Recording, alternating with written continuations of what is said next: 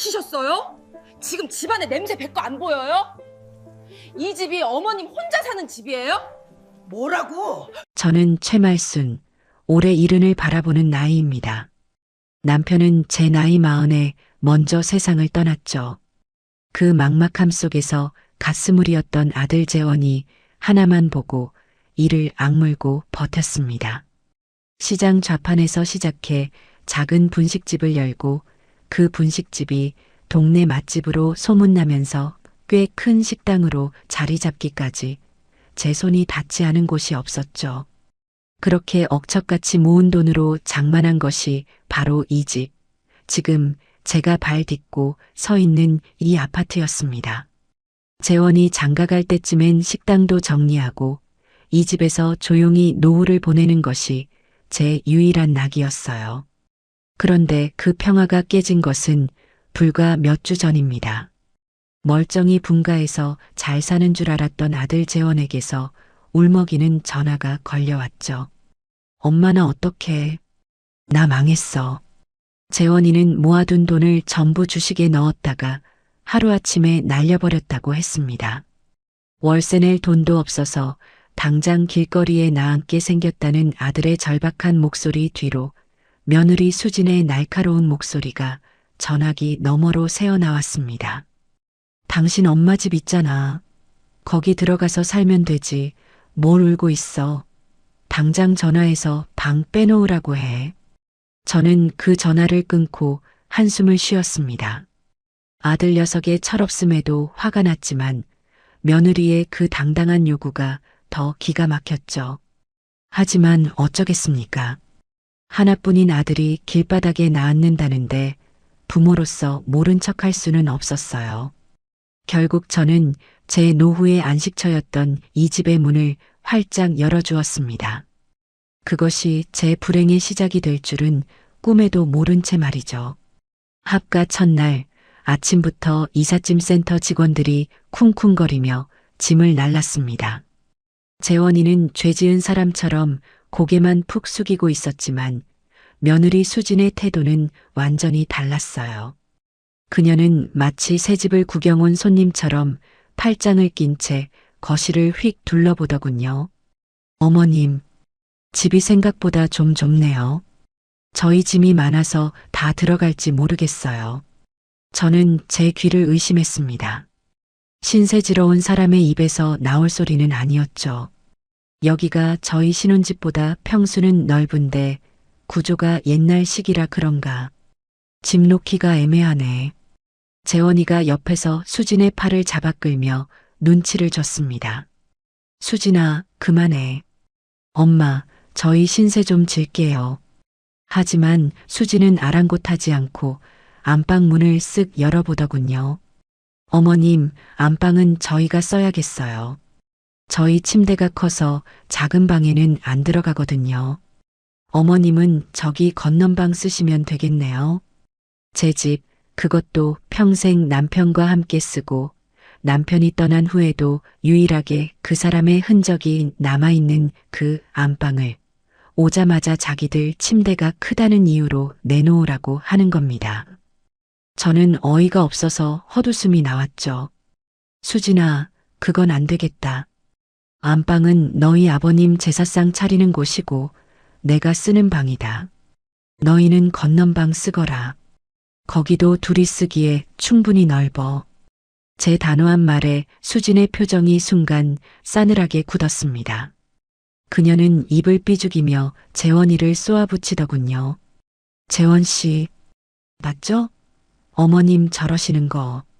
이럴 거면 우릴 왜 들어오라고 하셨대? 재원이는 그저 엄마 미안해라는 말만 중얼거리며 제 눈을 피했습니다.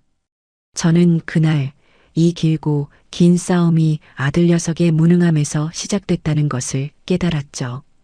짐 정리가 대충 끝나고 저녁 시간이 되었습니다.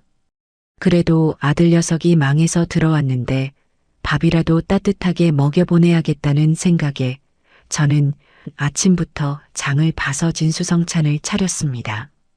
재원이가 좋아하는 갈비찜에 잡채, 여러 가지 나물까지 정성껏 만들었죠.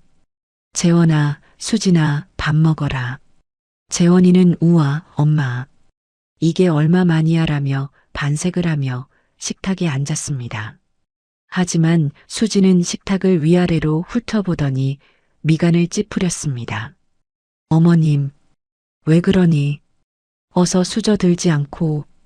이 수저 언제 적 거예요? 손잡이 무늬가 다 까졌잖아요. 그건 제가 결혼할 때 친정 어머니가 장만해 주신 은수저 세트였습니다. 세월의 흔적이 묻은 귀한 물건이었죠. 그리고 이 그릇들은 짝도 안 맞네요. 이건 꽃무늬고 저건 그냥 흰색이고 정신 사나워요. 다 제가 아끼던 사기 그릇들이었습니다. 손님 올 때나 꺼내던 것들이었죠. 깨끗하게 다 삶고 닦은 거다. 어서 먹기나 해. 제가 퉁명스럽게 말하자 수지는 숟가락을 드는 신용만 하더니 이내 탁 내려놓았습니다. 아니, 깨끗한 게 문제가 아니고요. 찝찝해서요. 뭐가 찝찝해? 솔직히 남이 쓰던 걸 제가 어떻게 써요. 어머님이 쓰시던 거잖아요. 저희는 따로 식기 사서 쓸게요. 재원이가 당황해서 말렸습니다. 수진아, 왜 그래? 엄마가 정성껏 차리셨잖아. 재원 씨는 이게 괜찮아요? 나는 이런 데다 밥 못 먹겠어요. 입맛 버렸어. 수지는 그렇게 말하고는 자리에서 일어나 방으로 휙 들어가 버렸습니다. 거실에는 무거운 침묵만이 남았죠. 재원이는 제 눈치를 살피며 갈비찜 한 점을 입에 넣었습니다. 엄마, 미안해. 수진이가 유난히 깔끔 떠는 성격이라 그래. 엄마가 이해 좀 해줘. 이해라. 깔끔한 것과 예의 없는 것은 다른 겁니다. 저는 그날 제가 정성껏 차린 음식이 마치 먹다 남은 음식물 쓰레기처럼 느껴졌어요. 그래, 이게 시작이겠구나. 저는 차갑게 식어가는 잡채를 바라보며 생각했습니다. 다음 날 아침은 더 가관이었죠. 어젯밤의 냉랭한 기운이 채 가시지 않은 부엌에서 저는 습관처럼 늘 쓰던 행주를 빨아 식탁을 닦고 있었습니다. 그때 안방에서 나온 수진이 그 모습을 보고 기겁하며 달려왔습니다. 어머님, 지금 뭐 하시는 거예요? 저는 영문을 몰라 며느리를 쳐다봤습니다. 식탁 닦는다. 왜? 그거요. 그 행주 아니에요? 어머님, 그걸로 어제 싱크대도 닦고 그릇 물기도 닦으셨잖아요. 그래. 빨아서 삶아서 쓰는 거다. 뭐가 문제야? 그러자 수지는 질색팔색을 하며 제 손에서 행주를 낚아챘습니다. 그것도 아주 더러운 것을 만진다는 듯이 손가락 2개로 집어서 싱크대 구석에 던져버리더군요. 세상에, 어머님, 행주에 세균이 얼마나 많은지 모르세요? 그걸로 식탁을 닦아요? 우리가 밥 먹는 데를? 그녀는 제 대답은 들을 생각도 없다는 듯 자기 방으로 쪼르르 달려가더니 커다란 소독용 물티슈통을 들고 나왔습니다. 그리고는 식탁을 박박 문지르기 시작했죠. 슥슥 소리와 함께 코를 찌르는 알코올 냄새가 부엌에 진동했습니다. 식탁은 이런 소독용 티슈로 닦는 거예요. 한 번 쓰고 버리는 거 아셨어요? 마치 어린애를 훈계하는 듯한 말투였습니다. 어머님이 방금 그 더러운 걸로 식탁을 다 문질러 놔서 소독약 다 쓰게 생겼네. 아, 진짜. 그때 마침 재원이가 부스스한 얼굴로 방에서 나왔습니다. 무슨 일이야, 아침부터. 수지는 기다렸다는 듯이 재원이에게 일러 바쳤죠. 봤어요, 재원 씨? 어머님이 저 더러운 행주로 식탁 닦는 거? 나 저 식탁에서 밥 못 먹어요. 토할 것 같아. 토할 것 같아. 그 말이 제 가슴에 비수처럼 꽂혔습니다. 제 평생의 삶이, 제가 이 집을 갖고 온 방식이 한순간에 더럽고 토할 것 같은 것이 되어버렸어요. 재원이는 아내와 저 사이에서 어쩔 줄 몰라 하며 머리만 극적였습니다. 저는 소독약 냄새로 범벅이 된 식탁을 차갑게 바라보며 말했습니다. 그렇게 깨끗해서 너는 어찌 사니? 나는 평생 그렇게 살았다. 이 집도 그렇게 닦으면서 너희 아빠랑 재원이 키웠고, 제 말에 수지는 코웃음을 쳤습니다. 그러니까 문제죠. 그건 옛날 방식이고요. 아, 몰라요. 저는 아무튼 이 식탁 못 써요. 재원 씨, 우리 그냥 식탁 새로 사요. 어머님이랑 같이 쓰는 거 너무 찝찝해. 저는 그 순간 깨달았습니다. 며느리가 문제 삼는 것은 낡은 그릇이나 행주가 아니었어요. 바로 저 시어머니 최말순이라는 존재 자체를 찝찝하고 더럽게 여기고 있다는 것을요. 그날 이후 부엌은 제 공간이 아니게 되었습니다. 재원이와 수진이는 자기들끼리 배달 음식을 시켜 먹거나 수진이가 사온 밀키트 같은 것들을 조리해 먹더군요. 저는 제 방 교자상에서 그릇에 반찬을 덜어다 먹는 신세가 되었죠. 며칠 뒤 수진이가 커다란 상자들을 들고 퇴근하는 것을 봤습니다. 평소와 다르게 잔뜩 상기된 얼굴이었어요. 어머님, 이거 좀 보세요. 제가 드디어 샀어요. 수진이가 현관 바닥에 상자들을 내려놓고는 신이 나서 포장을 뜯기 시작했습니다.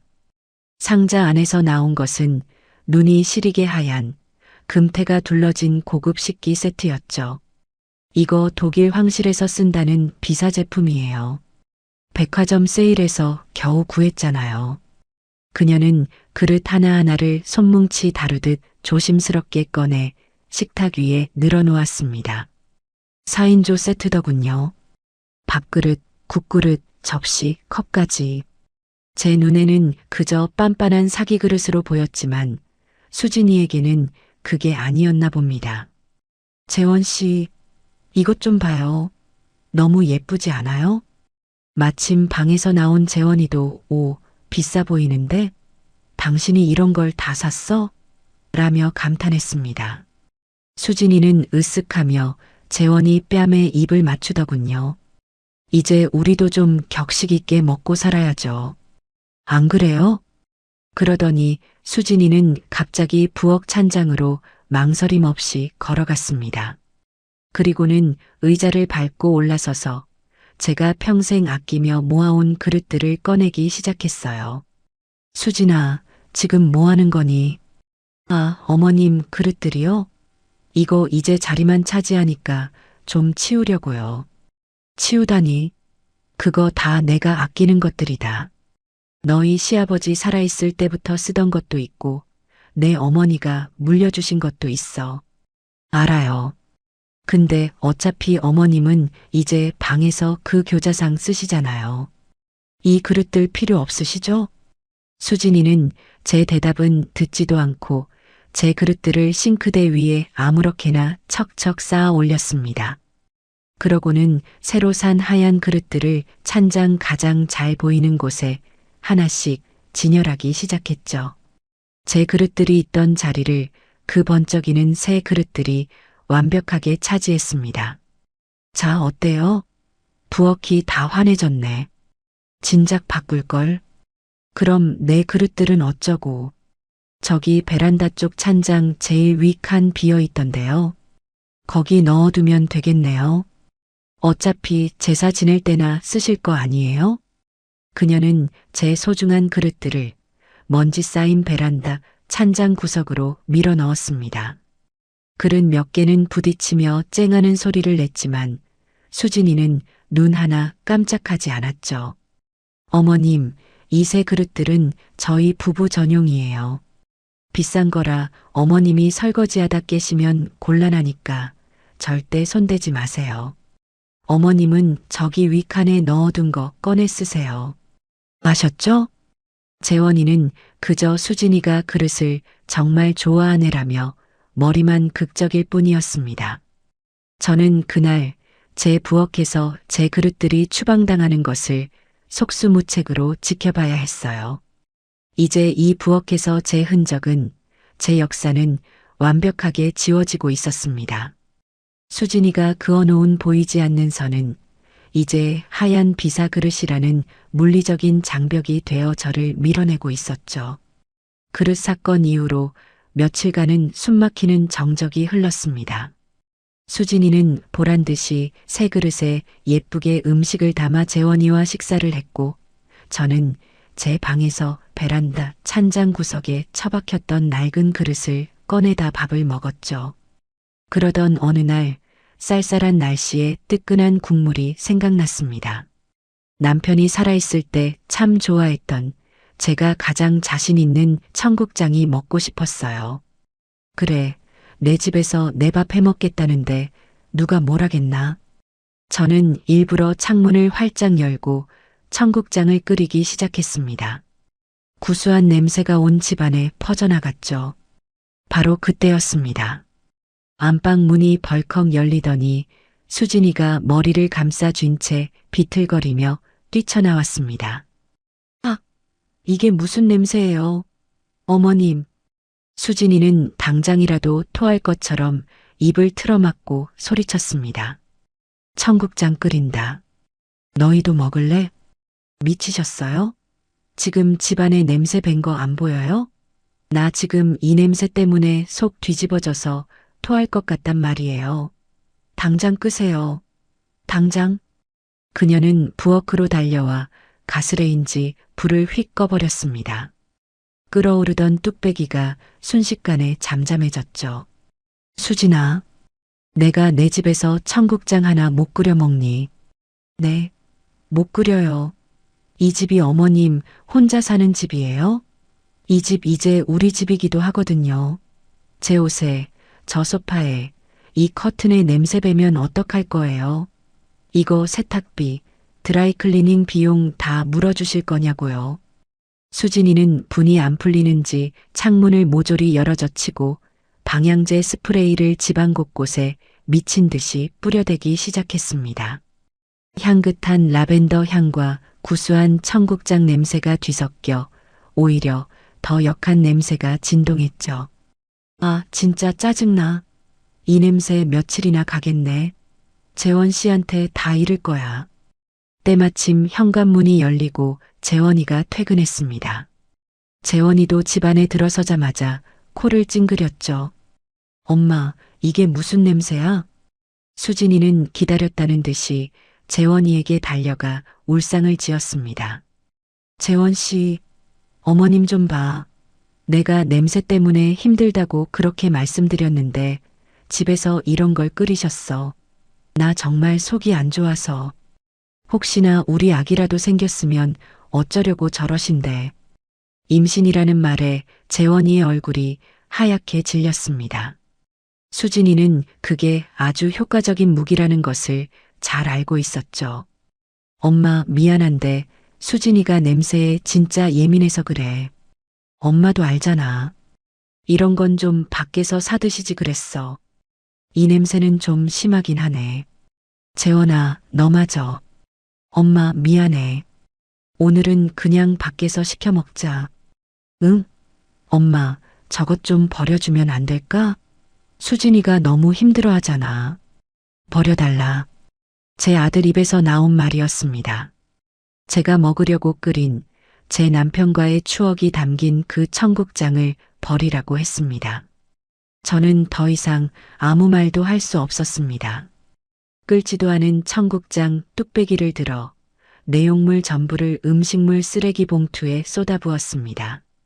수진이는 그제야 만족스러운 듯 콧방귀를 뀌며 재원 씨, 나 피자 먹고 싶어라고 말하더군요. 저는 제 부엌에서 범죄자 취급을 받으며 차가운 바람이 들어오는 거실을 가로질러 제 방으로 들어와 문을 닫았습니다. 결국 그날 저녁은 피자를 시켜 먹게 되었습니다. 재원이가 제 방문을 두드리더군요. 엄마, 피자 왔어. 나와서 같이 먹어. 저는 끓어오르는 속을 애써 누르며 방에서 나갔습니다. 배가 고프기도 했고 아들 녀석이 그래도 저를 챙기나 싶어 마지막 기대를 걸어봤죠. 저는 습관처럼 식탁 의자를 빼서 앉으려고 했습니다. 그 순간 피자 상자를 들고 있던 수진이 행동을 멈췄습니다. 그녀는 저를 위아래로 훑어보더니 깊은 한숨을 내쉬더군요. 어머님, 뭐 하시는 거예요? 밥 먹으려고 왔는다. 왜? 지금 진심이세요? 어머님 온몸에서 아직도 그 냄새 나는 거 몰라요? 수진이는 코를 막는 신용까지 해보였습니다. 아까 그 청국장 냄새, 머리카락이랑 옷에 다 배셨을 텐데 저희랑 같이 못 먹겠어요. 죄송하지만 그냥 방에 가서 드시면 안 될까요? 저는 제 귀를 의심했습니다. 뭐라고? 내 방에서 밥을 먹으라고? 네, 솔직히 말씀드려서 저 비위 약하거든요. 어머님이랑 같이 먹으면 체할 것 같아요. 냄새 때문에 도저히 못 참겠다고요. 재원 씨도 그렇죠? 당신도 이 냄새 맡으면서 피자 먹고 싶어요? 재원이는 제 얼굴과 수진이 얼굴을 번갈아 보며 어쩔 줄 몰라 했습니다. 그는 제 시선을 피하며 피자 조각을 접시에 담더군요. 엄마 오늘만 좀 그렇게 해줘. 수진이가 냄새 때문에 하루 종일 힘들어 했잖아. 응? 엄마 몫은 내가 방으로 가져다 줄게. 방에서 편하게 TV 보면서 먹어. 그 말이 제 가슴을 후벼 팠습니다. 편하게.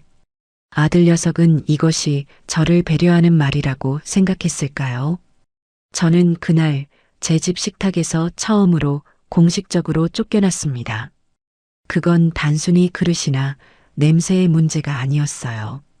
최말순이라는 존재 자체를 거부당한 겁니다. 저는 아무 말 없이 돌아섰습니다. 재원이가 제 손에 피자 한 조각이 담긴 접시를 쥐어주었죠.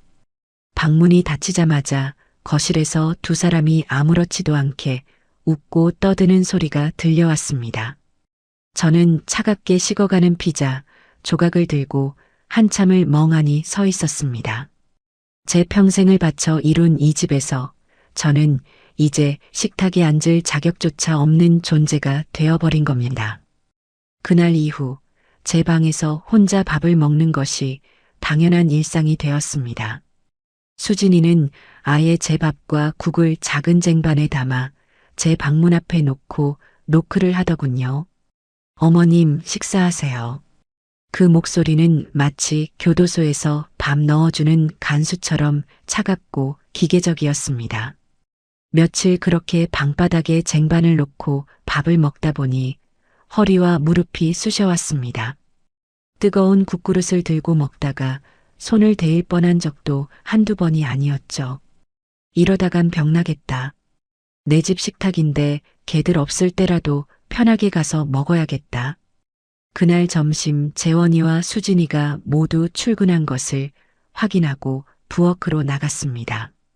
그리고 식탁 의자에 앉으려는데 수진이가 놓고 간 서류를 가지러 다시 돌아왔더군요.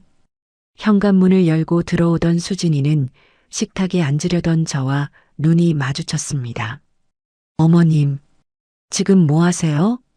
나 밥 먹으려고. 식탁 비었길래. 수진이는 제 말을 듣자마자 표정을 구기며 베란다 쪽 창고로 성큼성큼 걸어갔습니다. 그리고는 쿵쾅거리는 소리와 함께 먼지가 뽀얗게 쌓인 물건을 하나 끌고 나왔죠. 그것은 예전에 재원이 어릴 때 쓰던 다리 한쪽이 약간 기우뚱한 작은 교자상이었습니다. 남편 제사 지낼 때나 가끔 꺼내 쓰던 낡은 물건이었죠. 수진이는 그 먼지투성이 교자상을 제 방문 앞에 쿵소리가 나게 던져놓았습니다. 자, 이거 쓰세요. 이게 뭐 하자는 거냐? 어머님 전용 식탁이요. 앞으로 식사는 여기서 하세요. 거실 식탁은 저희만 쓸 거니까 얼씬도 하지 마시고요. 뭐, 이 먼지 구덩이에서 나더러 밥을 먹으라고? 더러우면 닦아 쓰시면 되잖아요. 어차피 어머님은 방에서만 식사하시는데 이게 딱이네요. 크기도 적당하고. 수진이는 제 어깨를 툭 치고 지나가며 그리고 식탁 쓴 흔적 있으면 저 가만 안 있어요. 소독약으로 다 닦아낼 거니까 아예 나올 생각을 마세요. 아셨죠? 라는 말을 덧붙이는 것도 잊지 않았습니다. 저는 제 방문 앞에 버려지듯 놓인 그 교자상을 망연자실하게 바라보았습니다. 먼지 쌓인 상판 위로 재원이가 어릴 때 장난감 칼로 그어놓은 흠집이 보였습니다. 한때는 우리 가족의 단란한 추억이 담겨 있던 물건이 이제는 저를 격리하는 모욕의 상징이 되어버린 겁니다. 저는 걸레를 빨아와 먼지를 닦아냈습니다. 제 얼굴을 닦는 것인지 상을 닦는 것인지 모를 만큼 비참한 심정이었죠. 그날 밤 저는 잠도 자지 않고 재원이를 기다렸습니다. 이 모욕을, 이 수치를 아들 녀석에게는 알려야 했습니다. 아들만은 제 편이 되어줄 거라 믿고 싶었죠. 재원이가 피곤한 기색으로 집에 돌아왔을 때 저는 방문 앞에 놓인 교자상을 가리키며 녀석을 붙잡았습니다. 재원아, 엄마 왜 그래? 피곤한데. 너도 봤니? 수진이가 나한테 한 짓. 재원이는 교자상을 힐끗 보더니 시선을 피했습니다. 응? 뭘? 저 상 말이다. 수진이가 나더러 앞으로 저기서 밥을 먹으란다. 내가 이 집에서 하녀야? 내가 짐승이냐고. 저는 목소리를 높였습니다. 하지만 재원이는 제가 그토록 듣고 싶었던 말을 해주지 않았습니다. 녀석은 깊은 한숨을 내쉬더군요.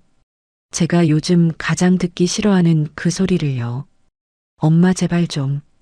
수진이가 예민해서 그래. 당신이 좀 참아줘. 그냥 방에서 먹는 게 뭐 그리 대수야.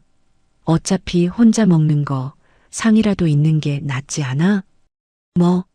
그게 지금 내 입에서 나올 소리야? 큰일도 아니잖아. 엄마, 나 지금 회사 일도 힘들어 죽겠어. 주식 망해서 여기 들어온 것도 쪽팔린데 집에서까지 엄마랑 수진이랑 싸우는 거 지켜봐야겠어? 엄마가 어른이잖아. 엄마가 그냥 수진이 비위 좀 맞춰주면 안 돼? 엄마가 어른이잖아. 그 말이 제 모든 기대를 산산조각 냈습니다. 어른이니까 참아라. 어른이니까 양보해라. 결국 저더러 이 모든 부당함을 감수하라는 말이었습니다. 제 아들은 이미 수진이의 남편일 뿐 제 아들이 아니었습니다. 그래, 내가 어른이지.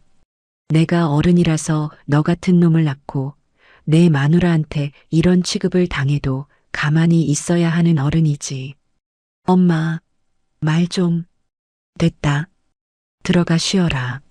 나도 피곤하다. 저는 재원이를 밀치고 방으로 들어와 문을 잠가버렸습니다.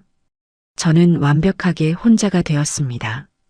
이 집에서 제 편은, 아니, 제 입장을 생각해주는 사람은 단 한 명도 없었습니다. 며칠이 더 흘렀습니다. 저는 이제 포기한 사람처럼 그 낡은 교자상에서 끼니를 해결했습니다.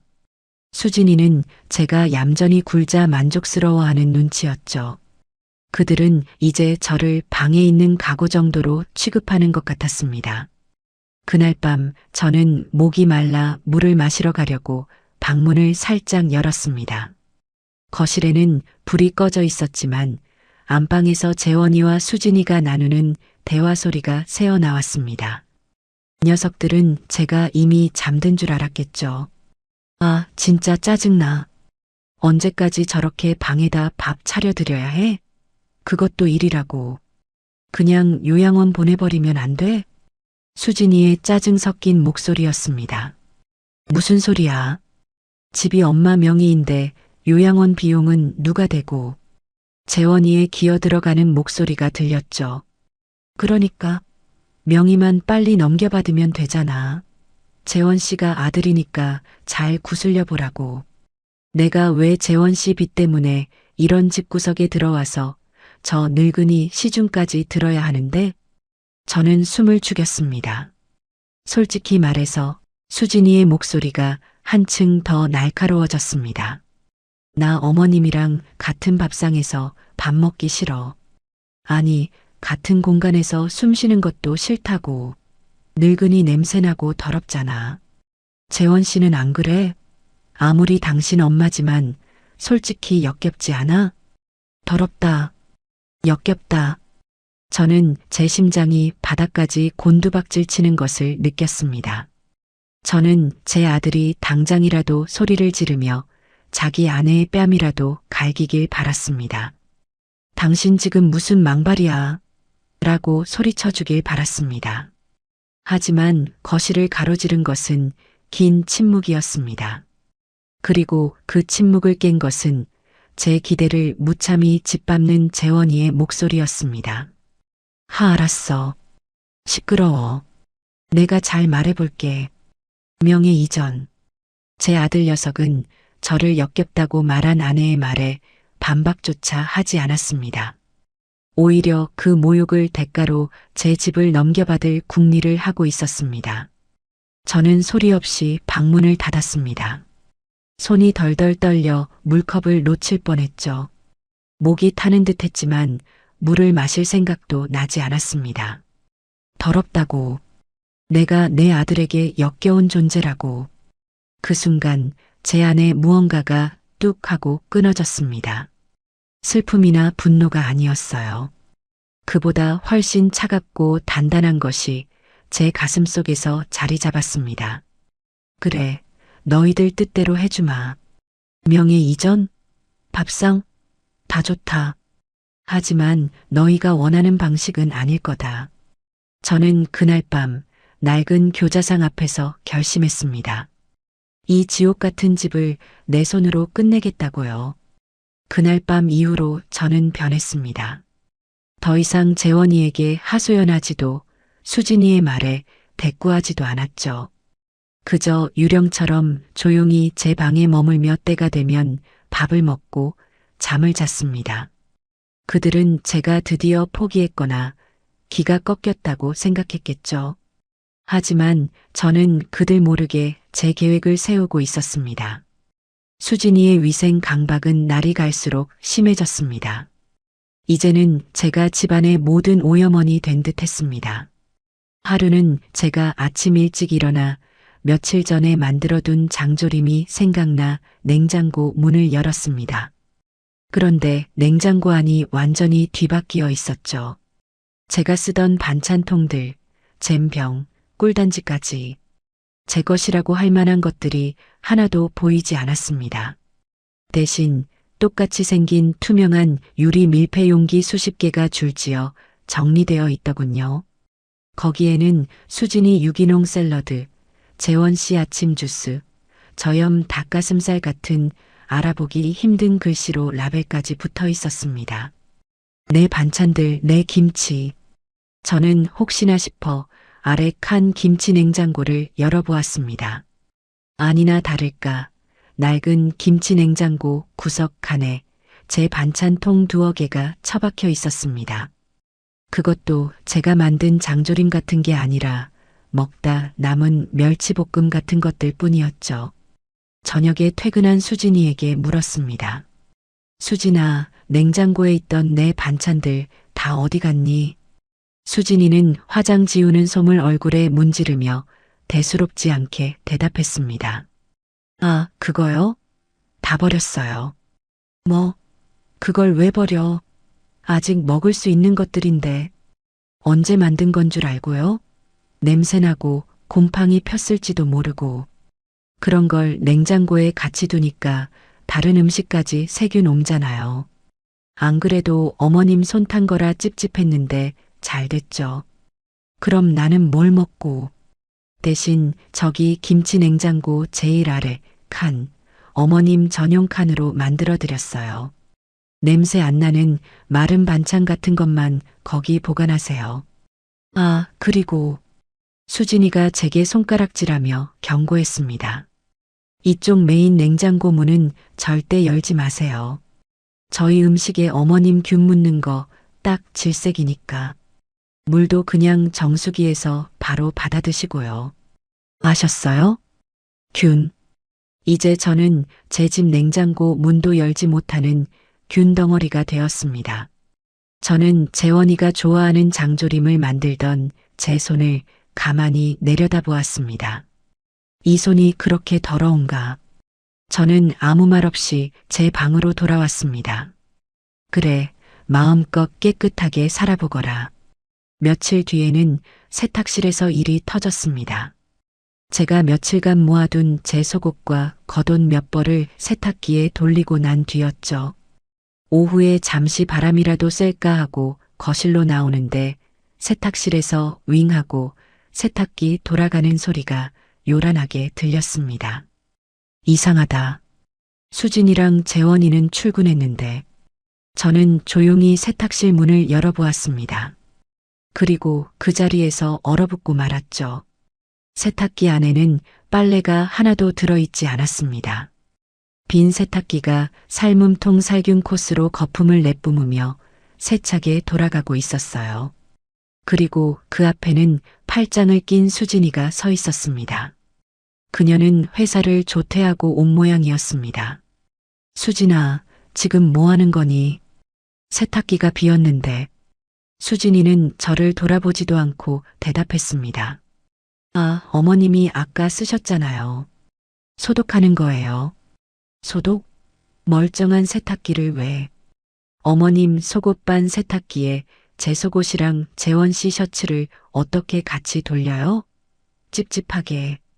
균 옮으면 어떡해요? 기가 막혀서 말이 나오지 않았습니다.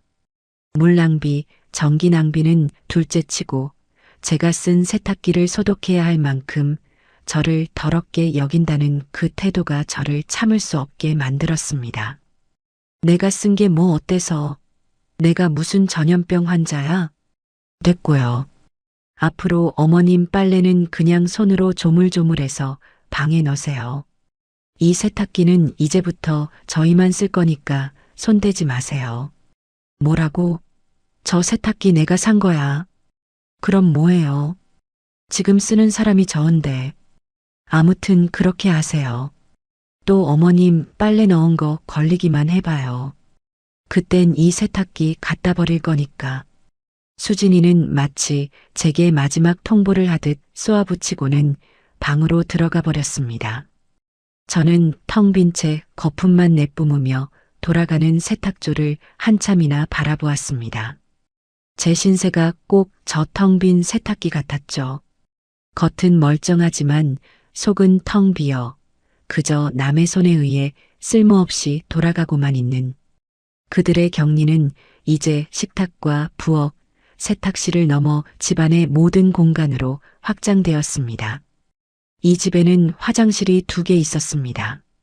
안방에 딸린 비교적 새 것과 거실에 있는 낡은 공용 화장실이었죠. 그들은 안방을 차지했으니 당연히 안방 화장실을 썼고 저는 거실 화장실을 썼습니다. 그런데 어느 추운 겨울 아침 제가 급하게 화장실을 가려고 거실 화장실 문을 열려는데 문이 잠겨 있었습니다. 안에 있나? 하지만 집안은 조용했습니다. 재원이와 수진이는 아직 일어나지도 않은 시간이었죠. 저는 손잡이를 다시 돌려보았지만 꿈쩍도 하지 않았습니다. 수진아, 재원아, 화장실 문 왜 잠갔니? 제가 소리를 지르자 안방 문이 열리고 잠옷바람에 수진이가 부스스한 얼굴로 걸어 나왔습니다. 아, 왜 아침부터 소리를 지르세요? 화장실 문 말이다. 왜 잠가놨어? 아, 그거요. 어머님. 수진이는 하품을 쩍하며 말했습니다.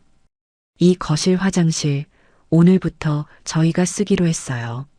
무슨 소리야? 너희는 안방 화장실 있잖니. 안방 화장실은 재원 씨 전용이에요. 아침에 씻는 시간이 겹치니까 이젠 제가 여기 쓰려고요.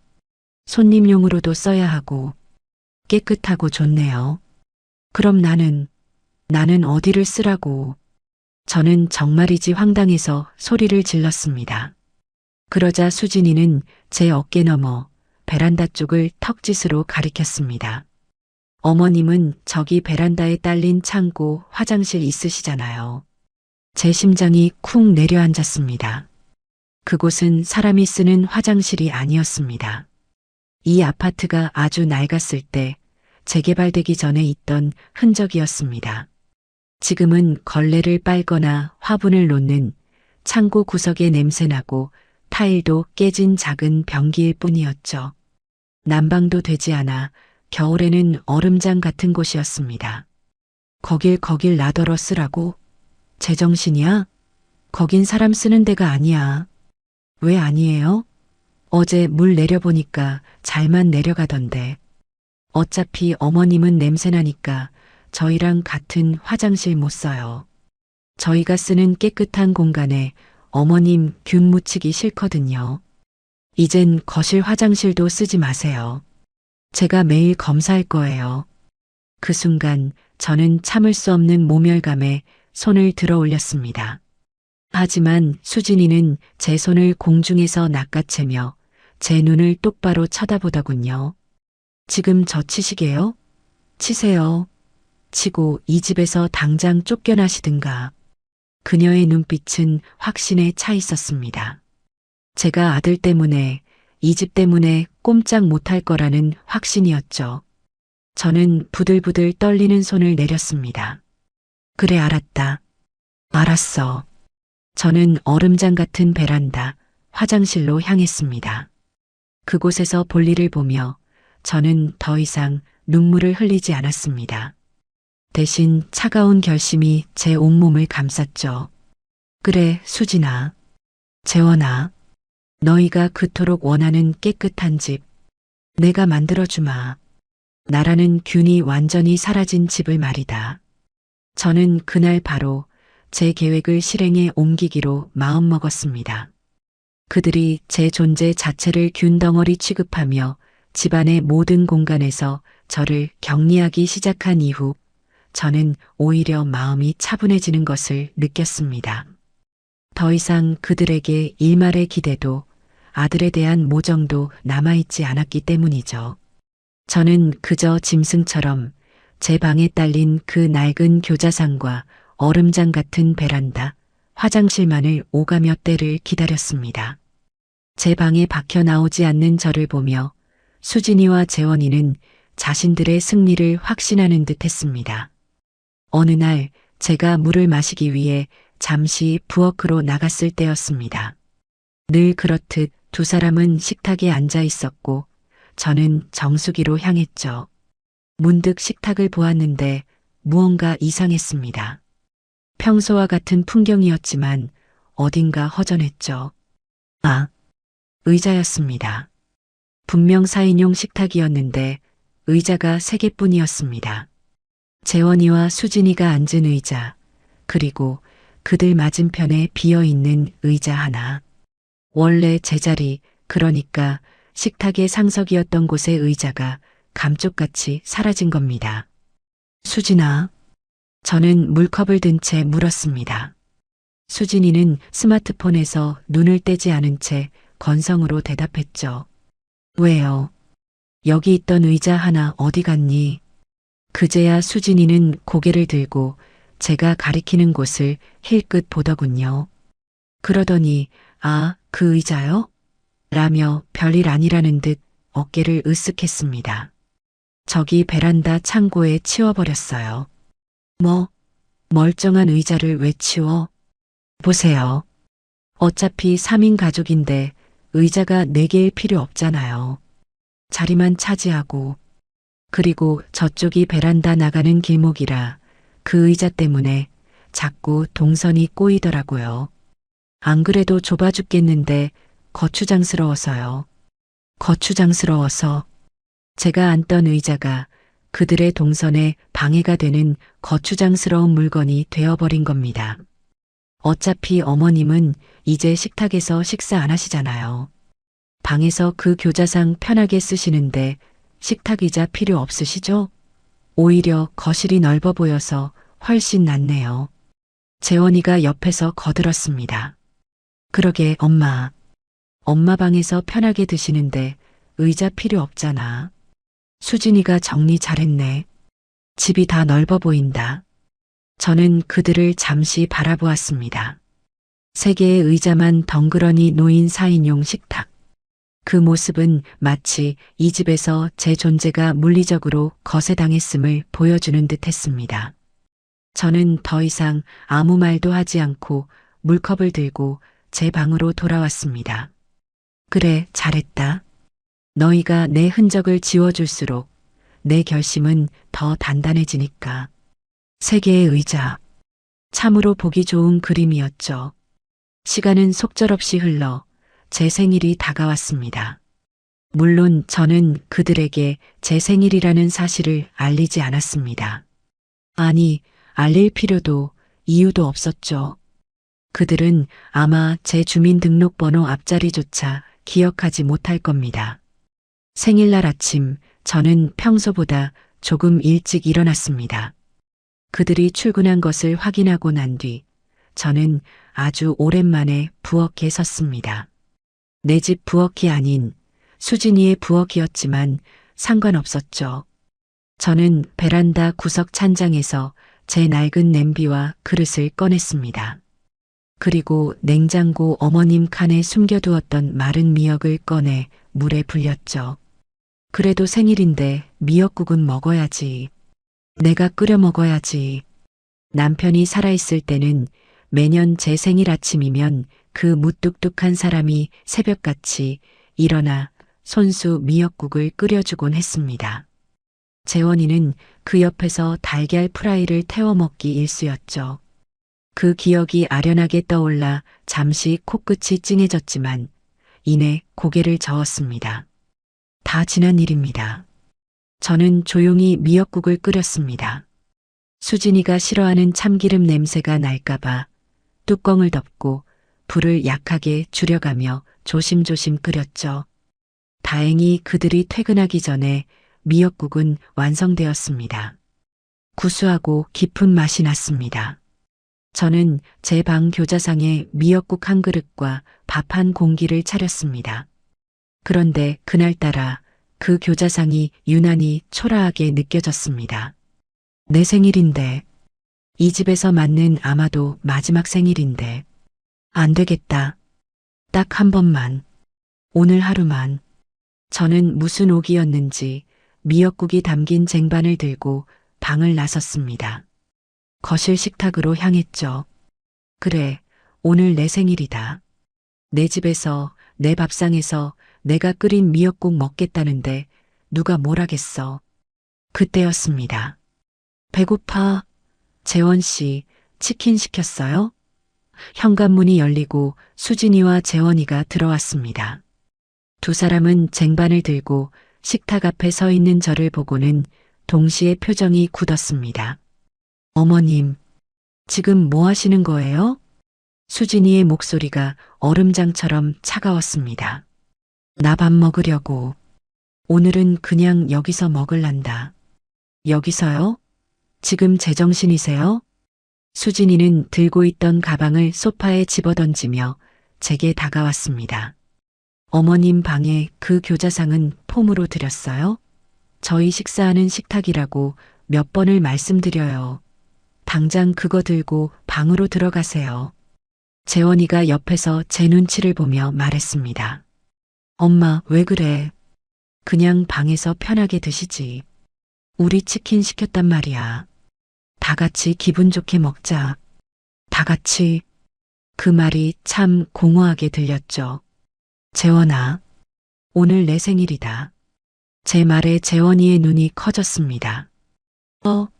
생일이었어, 엄마. 녀석은 제 생일을 까맣게 잊고 있었던 겁니다. 그래서 생일이면 뭐요? 수진이가 팔짱을 끼며 비웃었습니다. 생일이면 이 식탁 써도 되는 거예요? 생일이 벼슬이에요? 어머님 생일이라고 저희가 어머님이랑 겸상해야 할 의무라도 있어요? 수진아, 말이 너무 심하잖니. 심하다고요? 뭐가요? 전 틀린 말 안 했는데요. 어머님 나이 드셨으면 나이값 좀 하세요. 왜 자꾸 애들처럼 떼를 쓰시는 거예요? 지금 이 미역국 냄새 때문에 제 비위 상해서 치킨도 못 먹겠네. 수진이는 제 손에 들린 쟁반을 노려보았습니다. 아, 진짜 밥맛 떨어지게. 수진이가 신경질적으로 소리를 질렀습니다. 어머님이 앉은 밥상은 손도 대기 싫다니까요. 그 말이었습니다. 제 심장에 마지막 남은 희미한 불씨마저 꺼버리는 한마디였죠. 당장 그 그릇 들고 방으로 들어가세요. 냄새나. 어우, 역겨워. 역겹다. 저는 재원이를 바라보았습니다. 제 아들은 제 생일이라는 말을 듣고도 제 어미가 역겹다는 소리를 듣고도 그저 고개를 숙인 채 수진아 그만해라는 힘없는 말만 중얼거릴 뿐이었습니다. 심지어 저를 변호하는 것이 아니라 자기 아내를 말리는 신용만 하고 있었죠. 저는 더 이상 아무 말도 하지 않았습니다. 그럴 가치도 없었죠. 저는 쟁반을 든 채 조용히 돌아섰습니다. 제 등 뒤로 수진이의 승리감에 찬 목소리가 들려왔습니다. 재원 씨, 뭐해요? 빨리 치킨 시켜요. 배고파 죽겠네. 아, 저 냄새 뺀다고 환기 좀 시켜야겠다. 제 방문이 닫히고 곧이어 거실 창문 열리는 소리와 함께 찬바람이 훅 끼쳐왔습니다. 저는 낡은 교자상 앞에 앉았습니다. 제 손에서 쟁반이 덜덜 떨리고 있었죠. 미역국은 이미 차갑게 식어 있었습니다. 저는 눈물 한 방울 흘리지 않았습니다. 대신 숟가락을 들어 그 식어버린 미역국을 천천히, 아주 천천히 입으로 가져갔습니다. 짜고 차갑고 비린 맛이 났습니다. 그래, 재원아. 수진아. 고맙다. 저는 밥 한 그릇을 꾸역꾸역 다 비웠습니다. 너희가 오늘 나에게 아주 큰 생일 선물을 주었구나. 내 마지막 남은 미련까지 아주 깨끗하게 끊어주었어. 거실에서는 치킨 배달이 왔는지 두 사람이 신나게 웃고 떠드는 소리가 들려왔습니다. 그 웃음소리를 배경음악 삼아 저는 굳게 맹세했습니다. 이곳에서 맞는 내 마지막 생일. 그리고 너희가 이 집에서 웃을 수 있는 마지막 날들이 될 거라고요. 생일날의 모욕은 제 결심을 실행에 옮기는 기폭제가 되었습니다. 더 이상 망설일 이유가 없었죠. 그 일이 있고 며칠 뒤 수진이는 저에게 상기된 얼굴로 폭탄 선언을 했습니다. 어머님, 저 이번 주 토요일에 친구들 불러서 집들이 할 거예요. 저는 제 귀를 의심했습니다. 집들이? 누구 집들이? 당연히 저희 집들이죠. 친구들이 저희 이사 온 집 궁금하다고 얼마나 성화였는지 몰라요. 안 그래도 재원 씨 빚 때문에 이런 낡은 집에 들어와서 창피해 죽겠는데 집들이라도 거하게 해야 제 체면이 살죠. 제 집이었습니다. 제가 평생을 바쳐 마련한 엄연히 내 명의로 된 집에서 저를 방구석에 처박아 둔 며느리가 자기 집이라며 집들이를 하겠다는 겁니다. 기가 막혔지만 저는 아무렇지 않은 척 대답했습니다. 그래, 알았다. 제 덤덤한 반응에 수진이는 오히려 김이 센 듯 했습니다.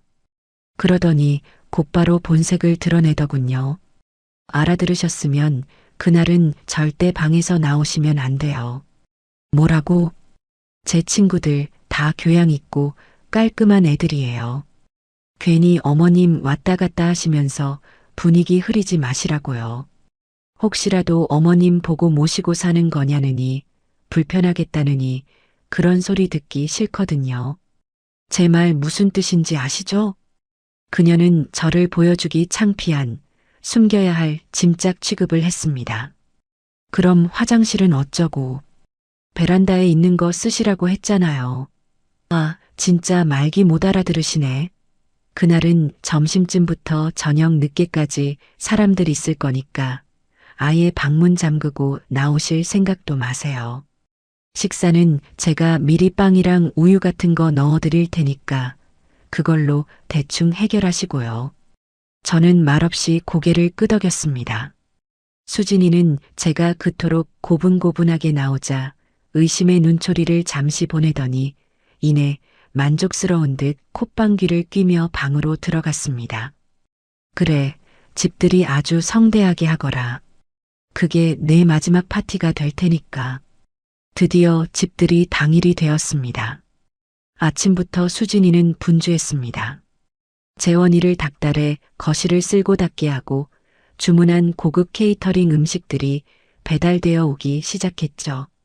맛있는 냄새가 온 집안에 진동했지만 저는 제 방에서 꼼짝도 할 수 없었습니다. 수진이는 약속대로 제 방에 모닝빵 몇 개와 우유 한 팩을 아침 일찍 던져주고 갔습니다. 오후가 되자 초인종이 울리기 시작했습니다. 수진이의 친구들인 듯 젊은 여자들의 하이톤의 목소리와 웃음소리가 거실을 가득 메웠습니다. 어머, 수진아. 집 너무 좋다. 여기가 그 말로만 듣던지 아파트야? 완전 부촌이네. 무슨 소리야? 그냥 낡은 아파트지. 그래도 뭐 둘이 살기엔 나쁘지 않아. 이게 낡았다고? 너 정말 재원 씨가 능력 있나 보다. 이런 데를 다 사주고. 수진이는 깔깔거리며 웃었습니다. 아니야, 그냥 재원 씨가 나 고생 안 시키려고 무리 좀 했지. 거의 4명이나 다름없어. 하. 저는 방 안에서 그 모든 거짓말을 똑똑히 듣고 있었습니다. 제 집을 자기 집인 양, 자기 남편이 사준 양 태연하게 거짓말을 하는 며느리의 목소리가 역겨웠죠. 시간이 얼마나 흘렀을까요? 점심때부터 시작된 파티는 저녁이 다 되도록 끝날 기미가 보이지 않았습니다. 저는 빵 조각으로 대충 허기를 때웠지만 생리 현상은 참을 수가 없었죠. 베란다, 화장실은 너무 춥고 지저분해서 도저히 가고 싶지 않았습니다. 지금쯤이면 다들 술도 마시고 시끄러우니 거실 화장실 정도는 조용히 다녀올 수 있겠지. 저는 최대한 소리를 죽여 방문 손잡이를 돌렸습니다. 그리고 복도로 살짝 고개를 내밀었죠. 거실은 그야말로 난장판이었습니다. 와인병이 굴러다니고 수진이와 친구들은 소파에 기대어 시끄럽게 떠들고 있었죠. 다행히 아무도 복도 쪽에는 관심이 없는 듯 했습니다. 저는 발소리를 죽여 거실 화장실로 향했습니다. 막 화장실 문고리를 잡으려던 순간 뒤에서 얼음장 같은 목소리가 들려왔습니다. 어머님, 지금 뭐 하시는 거예요? 수진이었습니다. 술에 취해 뺨은 발그레했지만 눈은 무섭도록 차갑게 빛나고 있었죠. 거실의 음악 소리 때문에 친구들은 아직 저를 눈치채지 못한 듯 했습니다. 나 화장실 좀. 제가 방에서 나오지 말라고 했을 텐데요. 그래도 급해서 베란다는 너무 춥고. 그게 제 알바예요? 수진이는 제 팔을 거칠게 잡아 끌었습니다. 그 힘이 어찌나 센지 저는 속수무책으로 제 방 쪽으로 끌려갔죠. 지금 제 친구들 다 있는데 어머님 꼴 좀 보세요. 그 누더기 같은 옷 입고 제 친구들이 어머님 보면 뭐라고 생각하겠어요. 제가 쪽팔려서 정말. 이건 알아. 내가 내 집에서 화장실도 못 가. 시끄러워요. 어머님 집 아니라고요. 이제 곧 제 집 될 거니까. 수진이는 저를 방 안으로 거칠게 밀어 넣었습니다. 저는 힘없이 바닥에 엉덩방아를 찍고 말았죠. 다시는 나오지 마세요. 제 파티 망치기만 해봐요. 수진이는 제 면전에 대고 소리치더니 방문을 쾅 하고 닫아버렸습니다. 그리고 철컥. 저는 제 귀를 의심했습니다. 분명히 문 밖에서 잠금쇠가 걸리는 소리가 들렸습니다. 저는 멍하니 있다가 비틀거리며 일어나 방문 손잡이를 돌려보았습니다. 꿈쩍도 하지 않았습니다. 밖에서 문을 잠가버린 겁니다. 제 방은 원래 안에서는 잠글 수 있어도 밖에서는 열쇠가 없으면 잠글 수 없는 구조였습니다. 수진이가 일부러 자물쇠를 사다 달았거나 아니면 이중 잠금 장치를 걸어버린 게 틀림없었습니다. 저는 잠긴 방문 앞에 주저앉았습니다. 저를 제 집, 제 방에 가뒀습니다. 손님들 보기 창피하다는 이유로 늙은 어미를 방에 가둬버린 겁니다. 방음도 제대로 되지 않는 문 밖에서는 수진이가 아무 일도 없었다는 듯이 다시 밝은 목소리로 친구들과 떠드는 소리가 들려왔습니다. 아, 미안. 잠깐 벌레가 나와서. 하, 벌레. 그 순간 제 안에 마지막 남은 무언가가 완전히 부서져 내렸습니다. 슬픔도 분노도 아니었습니다. 그것은 죽음과도 같은 차가운 무였습니다.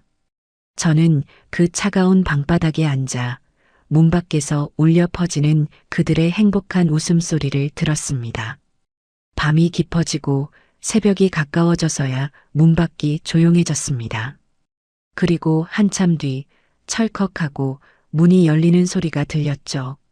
수진이가 술이 거나하게 취한 얼굴로 문에 기대어 서 있었습니다.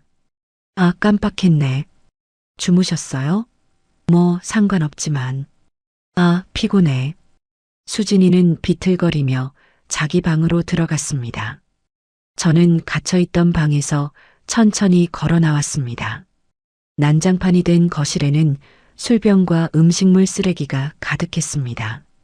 저는 그 한가운데 우두커니 서 있었습니다. 그래, 끝났다. 정말로 모든 게 끝났어. 저는 더 이상 이 집의 주인이 아니었습니다. 저는 그저 벌레였고 균이었고 갇혀도 싼 늙은이에 불과했습니다. 그날 밤 저는 한숨도 자지 않았습니다. 대신 제 통장과 도장, 그리고 신분증을 챙겼습니다. 날이 밝자마자 저는 제 인생에서 가장 중요한 결정을 실행에 옮기기 위해 이 지옥 같은 집을 나섰습니다. 다음 날 아침 저는 재원이와 수진이가 덜 깬 얼굴로 거실에 나오기 전에 집을 나섰습니다.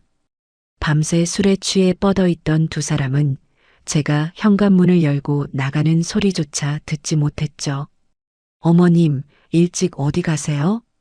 제가 거실에서 제 외투를 챙겨 입자 마침물을 마시러 나온 수진이가 눈을 개슴츠레 뜨고 물었습니다. 어젯밤 저를 가뒀던 일은 기억도 못하는 건지 아니면 기억하고도 모른 척하는 건지 그 태연한 얼굴이 소름 끼쳤습니다. 병원 좀 다녀오려고. 저는 미리 준비한 대답을 했습니다.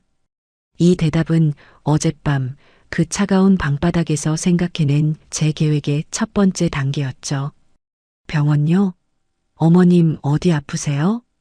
수진이의 목소리에 걱정은 단 1%도 없었습니다. 오히려 드디어라는 듯한 숨길 수 없는 기대감이 묻어났죠. 요즘 통 다리도 쑤시고 허리도 아프고 밤에 잠도 잘 못 자고 아무래도 정밀 검사를 한번 받아봐야 할 것 같다. 나이도 있고 하니. 저는 일부러 다리를 절뚝이는 신용까지 하며 힘없는 목소리를 냈습니다. 아, 그러세요? 그럼 진료 잘 받고 오세요. 혹시 뭐 입원이라도 하셔야 한대요? 글쎄다. 가봐야 알겠지. 어쩌면 그냥 요양원 같은 데라도 알아봐야 할지도 모르겠다. 너희한테 짐 되기도 싫고. 제 입에서 요양원이라는 말이 나오자 수진이의 눈이 반짝 빛나는 것을 저는 놓치지 않았습니다. 그녀는 애써 입꼬리를 누르며 가증스러운 위로를 건넸습니다. 어머님, 무슨 그런 섭섭한 말씀을. 그래도 저희가 있는데. 하지만 어머님 건강이 제일 중요하니까요. 의사 선생님 말씀 잘 들어보세요. 그래, 다녀오마. 그때 안방에서 재원이가 부스스한 얼굴로 나왔습니다. 무슨 일이야? 아침부터 엄마 어디가? 병원 가신대. 건강검진 받으러. 몸이 안 좋으시다고. 수진이의 목소리는 평소와 다르게 아주 상냥했습니다. 재원이도 제 행색을 보더니 엄마 그래. 병원은 잘 다녀와. 결과 나오면 얘기해줘. 우리가 도울 일 있으면 돕고. 라며 어색하게 말했습니다.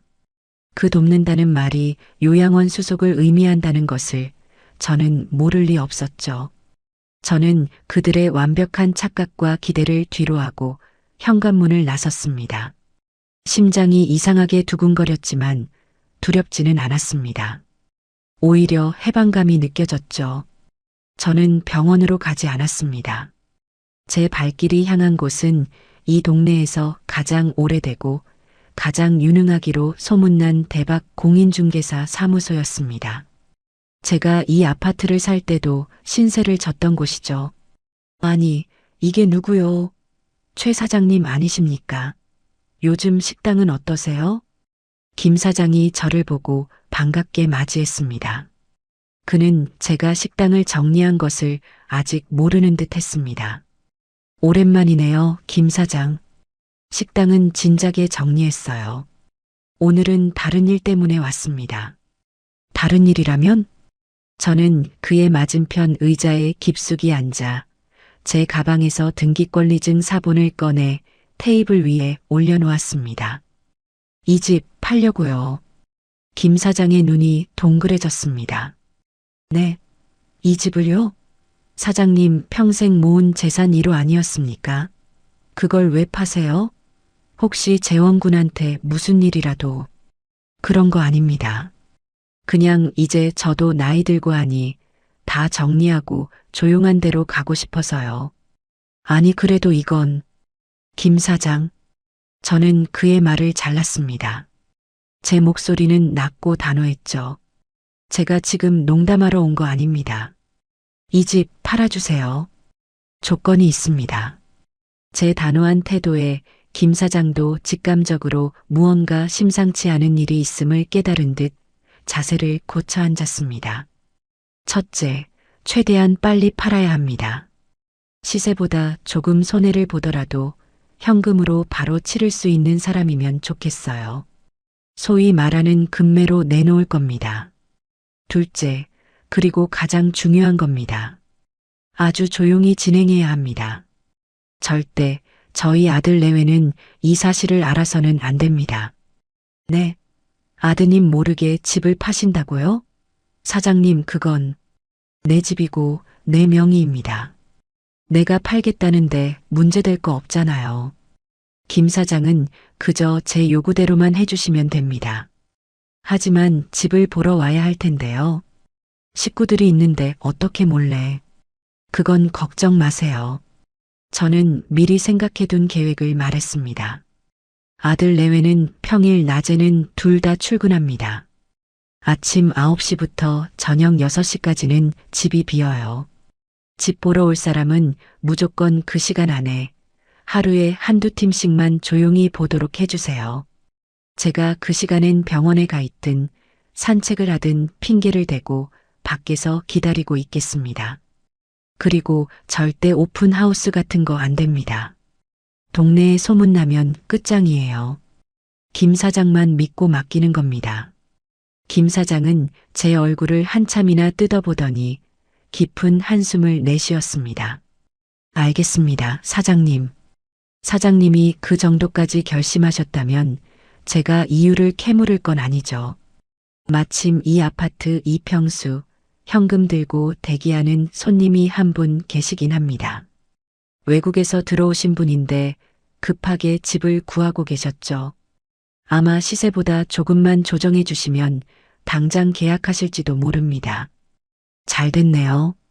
그분께 바로 연락하세요. 오늘 오후라도 당장 보여주실 수 있습니까? 오늘 오후요? 알겠습니다. 제가 시간 잡아보죠. 저는 김 사장에게 현관 비밀번호를 알려주고 부동산을 나왔습니다. 첫 번째 단추는 성공적으로 끼웠습니다. 제 다음 행선지는 은행이었습니다. 식당을 정리하고 받은 권리금과 퇴직금, 그리고 남편이 남긴 사망보험금까지 저는 그 돈을 한 푼도 쓰지 않고 차곡차곡 모아두었습니다. 재원이와 수진이는 제가 이 집 한 채가 전부인 돈 없는 늙은이라고 생각했겠지만 그건 그들의 엄청난 착각이었죠. 저는 주거래 은행이 아닌 집에서 한참 떨어진 다른 구의 은행 지점을 찾아갔습니다. 새로 계좌 하나 만들고 싶습니다. 그리고 다른 은행에 흩어져 있는 제 예금이랑 보험 전부 이쪽으로 모으려고요. 은행원은 제 나이와 행색을 보고 잠시 의아해했지만 이내 친절하게 업무를 처리해 주었습니다. 저는 그곳에서 인터넷 뱅킹과 OTP 카드까지 새로 발급받았습니다. 제 모든 자산을 한 곳으로 모으고 그들 모르게 관리할 준비를 마친 겁니다. 은행 일을 마치고 나오니 점심시간이 훌쩍 지나 있었습니다. 저는 근처 국밥집에서 뜨끈한 국밥 한 그릇을 시켜 먹었습니다. 얼마 만에 남의 눈치 안 보고 식탁에 앉아 편하게 먹는 밥인지 눈물이 날 것 같았지만 참았습니다. 오후 2시쯤 김 사장에게서 전화가 걸려왔습니다. 사장님, 방금 손님이 집 보고 가셨는데 아주 마음에 들어 하십니다. 말씀하신 대로 시세보다 조금 낮은 금매 가격을 말씀드렸더니 그 자리에서 바로 계약하겠다고 하십니다. 내일 당장 계약금 쏘겠답니다. 사장님, 듣고 계세요? 아, 네. 그렇게 빨리요? 네. 이런 급매물은 타이밍입니다. 어떠세요? 진행할까요? 저는 잠시 눈을 감았습니다. 제 평생이 담긴 집이었습니다. 하지만 망설임은 짧았죠. 네. 진행하세요. 내일 바로 계약서 쓰겠습니다. 잔금 날짜는 가장 빠른 날로 잡아주세요. 알겠습니다. 그럼 내일 오전에 사무실에서 뵙겠습니다. 전화를 끊고 저는 한참이나 그 자리에 서 있었습니다. 일이 너무나도 순조롭게 풀리고 있었습니다. 하늘이, 아니 먼저 간 내 남편이 저를 돕고 있다는 생각마저 들었습니다. 저는 그날 병원에서 검사받느라 지쳤다는 핑계를 대고 저녁 늦게 집으로 돌아갔습니다. 수진이는 소파에 누워 TV를 보다가 저를 힐끗 보더니 물었습니다. 검사 결과는 어떻게 나왔대요? 뭐래요? 저는 가장 지치고 가장 절망적인 표정을 지으며 대답했습니다. 심각하단다. 네. 뭐가요? 의사가 당장 큰 병원 가서 다시 검사 받아보라고 하더라. 아무래도 오래 못 살 것 같아. 제 말에 수진이의 표정이 순간 굳는가 싶더니 이내 알 수 없는 미소로 바뀌는 것을 저는 똑똑히 보았습니다. 그녀는 당황한 재원이의 팔을 꼬집으며 억지로 슬픈 목소리를 냈죠. 어머님, 그게 무슨 말씀이세요? 오진일 거예요. 네. 재원 씨, 그렇죠? 재원이는 엄마 그럴 리가라며 말을 더듬었습니다. 됐다. 나 피곤하니 들어간다. 내일도 병원 가봐야 하니 당분간은 나 찾지 말아라. 저는 제 방으로 들어가 문을 잠갔습니다. 문 밖에서 두 사람의 수군거리는 소리가 들려왔습니다. 잘 됐네. 오래 못 산대. 그럼 저 집 그냥 우리 거 되는 거 아니야? 수진아, 말 조심해. 그래도 우리 엄마인데. 엄마는 무슨, 저 늙은이 없으면 우리 빚도 다 갚고 이 집에서 편하게 사는 거야. 어휴, 속 시원해. 저는 그들의 대화를 들으며 차갑게 웃었습니다. 그래, 마음껏 기뻐해라. 너희가 기뻐할 날도 이제 얼마 남지 않았으니까. 저는 그렇게 제 인생을 건 가장 은밀하고도 통쾌한 계획을 차근차근 진행하고 있었습니다. 그들의 탐욕이 제 예상보다 더 깊고 어둡다는 것을 확인하는 데는 그리 오랜 시간이 걸리지 않았습니다. 제가 시한부 행세를 시작하자 녀석들의 태도는 노골적으로 바뀌었죠. 더 이상 저를 더러운 균 취급하며 피하지 않았습니다. 대신 마치 곧 쓰러질 사람을 대하듯, 하지만 그 눈빛에는 숨길 수 없는 탐욕이 번득이며 제 주변을 맴돌기 시작했습니다. 다음 날 저는 약속대로 김 사장을 만나러 가기 위해 아침 일찍 집을 나섰습니다. 어제 시한부 선고를 받은 늙은이치고는 발걸음이 제법 굳건했죠. 수진이는 제가 현관을 나설 때까지 소파에 누워 눈도 마주치지 않았습니다. 병원 잘 다녀오세요라는 입에 발린 말조차 하지 않더군요. 제가 오늘 내일하는 마당에 잘 보일 필요도 없다고 생각했겠죠. 부동산 사무실에 도착하니 김 사장과 어제 집을 보고 간 부부가 저를 기다리고 있었습니다. 부부는 인상이 참 좋아 보였어요.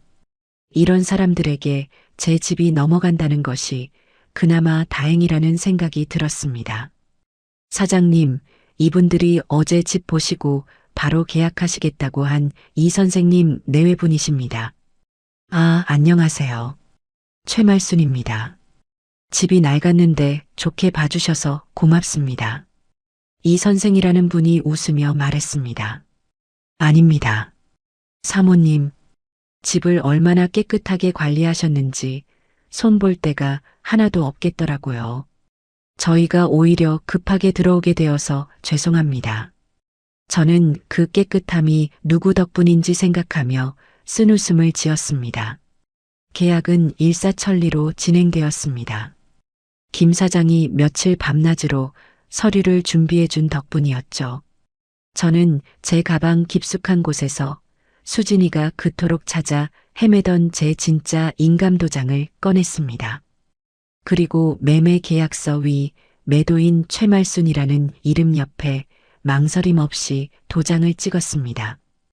쾅 하고 도장이 찍히는 소리가 제 남은 미련을 끊어내는 소리처럼 선명하게 들렸습니다. 잔금 날짜는 이번 주 금요일로 하겠습니다. 괜찮으시겠습니까? 김 사장이 제안했습니다. 오늘이 월요일이니 불과 나흘 뒤였습니다. 네, 금요일이요? 저희는 좋습니다. 현금은 준비되어 있으니까요. 이 선생 부부가 흔쾌히 고개를 끄덕였습니다. 그럼 계약금은 지금 바로 사모님 계좌로 이체해 드리겠습니다. 잠시 후 제 주머니 속 낡은 휴대폰이 띠링하고 울렸습니다. 제가 어제 새로 만든 그 비밀 계좌로 제 평생 만져본 돈 중에 가장 큰 액수의 일부가 계약금이라는 이름으로 들어왔습니다. 저는 조용히 휴대폰 화면을 껐습니다. 모든 것이 순조로웠습니다.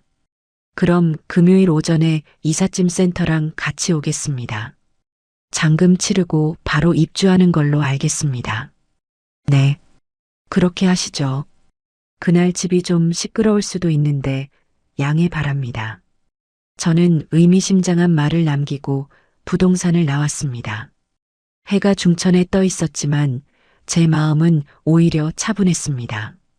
이제 주사위는 던져졌습니다. 그날 저녁 저는 일부러 더 기운 없는 척 금방이라도 숨이 넘어갈 듯한 연기를 하며 집으로 돌아갔습니다. 아니나 다를까 재원이와 수진이가 거실에서 저를 기다리고 있더군요.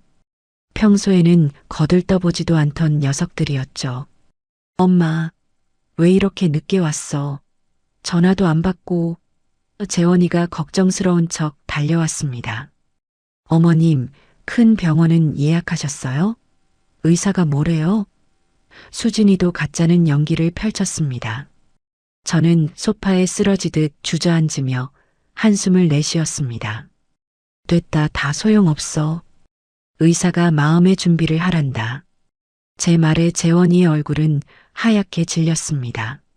엄마, 그게 무슨 말이야? 똑바로 말해봐. 하지만 수진이는 달랐습니다. 그녀는 재원이의 허벅지를 꼬집으며 왜 오버하냐는 듯한 눈빛을 보냈습니다. 그녀의 입꼬리가 미세하게 올라가는 것을 저는 놓치지 않았죠. 재원아, 엄마가 미안하다. 너 장가도 보냈으니 이제 다 됐다고 생각했는데. 저는 일부러 눈물까지 찔끔 보였습니다. 재원이는 엄마 라고 외치며 제 손을 잡았지만 수진이는 그런 재원이를 한심하다는 듯 쳐다보더군요. 그날 밤 녀석들은 제 시한부 선고를 기정사실로 받아들인 듯 했습니다. 아니나 다를까 그날 밤늦게 재원이가 조용히 제 방문을 두드리고 들어왔습니다. 녀석의 얼굴은 수심으로 가득 차 있었지만 그게 저를 위한 걱정은 아니라는 것을 저는 잘 알고 있었죠. 엄마 주무세요? 아니다. 잠이 와야 자지. 재원이는 낡은 교자상 앞에 무릎을 꿇고 앉았습니다. 그리고 한참을 뜸을 들이다가 어렵게 입을 열었죠. 엄마, 저기 수진이가 그러는데. 또 수진이 타령이었습니다. 제 아들은 이제 자기 머리로는 아무 생각도 못하는 등신이 되어버린 겁니다. 엄마, 어차피 몸도 안 좋으시고 병원도 계속 다니셔야 하잖아요. 이 집 관리하는 것도 힘드실 테고. 본론만 말해라. 피곤하다. 제 차가운 말에 녀석이 움찔했습니다. 그게 그러니까 이 집 그냥 제 앞으로 명예 이전해 주시면 안 돼요? 드디어 올 것이 왔습니다. 제가 아들이니까 제가 집주인이어야 엄마 병원비 때문에 대출이라도 받고 뭐든 할 거 아니에요. 수진이도 그게 마음이 편하겠다고 하고요. 병원비. 그럴듯한 핑계였습니다.